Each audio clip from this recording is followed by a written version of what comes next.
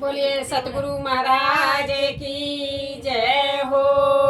कृष्ण कन्हैया लाल की जय हो।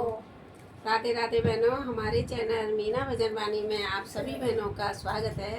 हम आपके लिए बहुत प्यारा भजन लेकर आए हैं। बहुत सुंदर भजन है, सत्संगी आप सुने और आपको इससे बहुत ज्ञान मिलेगा कि देखो कैसे कलयुग में क्या क्या होता है। आप सुने इस गाने के माध्यम से। तो देखिए बहुत प्यारा भजन है कि देखिए हमारे भारत में कितनी कमियां हैं जो घर गृहस्थी को भी हम लोग चला नहीं पाते हैं सही से। रिश्ते तो बहुत बनते हैं और हमें निभाने भी पड़ते हैं, पर उस तरीके से नहीं निभा पाते जिसे निभाना चाहिए। तो देखिए उसी के आधार पर बहुत प्यारा भजन है। एक कहानी कहूँ, एक कहानी सुनो, सुनते जाना। कैसे आया है कलयुग जमाना, ऐसा आया है कलयुग जमाना। एक कहानी कहूँ, एक कहानी सुनो, सुनते जाना। ऐसा आया है कलयुग जमाना, कैसा आया है